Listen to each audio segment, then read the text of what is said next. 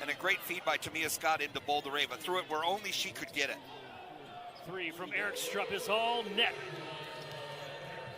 Yeah, you're trying to settle in a little bit, understand defensively exactly what each team is trying to do to each other.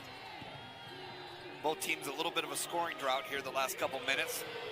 Banks open late on a Friday night preseason meeting. It might take a couple weeks for this team to click a little bit offensively. Enrique sends it back. Defense is always ahead of the game here in the early part of the season. And that's where these calls are happening right now. Long run out to Gregory, and there's the first bucket for Middle Tennessee in 10 minutes. It's like playing 16 holes and finally getting a birdie to go in, you know? Now the lid's off, Jake. All downhill from here as that 3 is good from Durazo Frescas. And again, the Lopes forcing bad shots for Middle Tennessee on the perimeter. Yeah, and just over dribbling, forcing Middle Tennessee to just dribble, dribble, dribble, dribble, dribble. Obiizer against Enrique. Eric Strupp over Boldareva, and it drops. Third 3 of the first half. Looking for their second straight win in this series against Middle Tennessee. Defense and energy travels. You can win on the road with great defense. And that's how you get back in it offensively.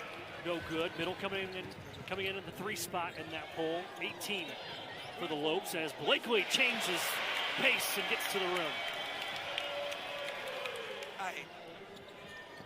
8 to shoot. Blakely spitting the defenders. Now Boldareva in the corner for 3. Got it!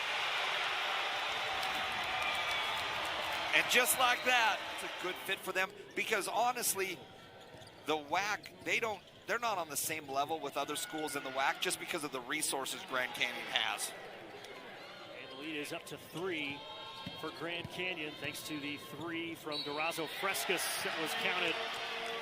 When Tamia Scott turns the corner with her right hand and gets downhill, nobody can stop her. San Antonio, and here come the Lopes. There was more contact that drive by Scott than the first one, but Coach Molly Miller had been in the officials' ears, so they were going to swallow their whistle on that call.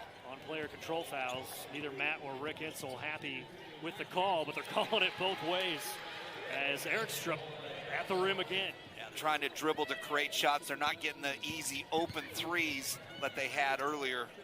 And Blakely gives Middle a 1-point advantage. She is finding the rhythm from the mid-range. So we got the old gang back together for another great season of Middle Tennessee women's basketball. Boldareva at the rim and a beautiful find from Tamia Scott in transition.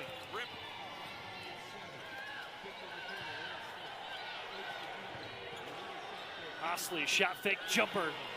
You wait till that ball leaves their hand. Tamia Scott dribble drive and 1. That's 4 fouls on Trinity San Antonio as Tamia Scott won't be denied. Yeah, to your point, just a season ago, Grand Canyon was one of the best in the country at forcing turnovers. 18 forced turnovers a game as Boldareva with the cleanup. That inbounds pass in, Blakely sprinting the other way. And a beautiful drop pass for Tamia Scott. A little too much dribbling there by Courtney Blakely. Corner 3 is sent back by Tamia Scott. You get a stop and a score. There's still plenty of time to come back into this. Scott on the handoff, driving baseline, trying to fight through it. How did she get it to fall? That 3 is well short from Durazo Frescas, and now frustration setting in as Gregory on the run out. Yeah, Coach Miller called for that quick 3 to try to stop the bleeding, so to speak. It's so good that you're back with me this year. Yeah, someone's got to keep you honest. Count the bucket. Tiara Brown, her first field goal tonight. Make sure you take care of the foul shots. But other than that, Middle Tennessee did what they had to do tonight.